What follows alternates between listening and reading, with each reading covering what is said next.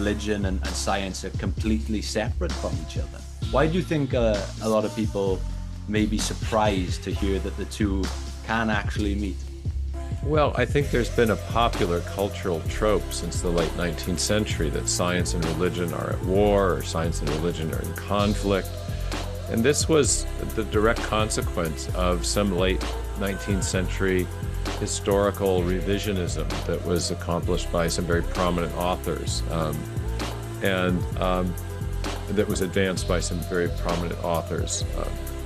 When I write about the books in question in my book, Return to the God Hypothesis, but they're telling us the story they told about the history of science and its relationship to religious belief was false.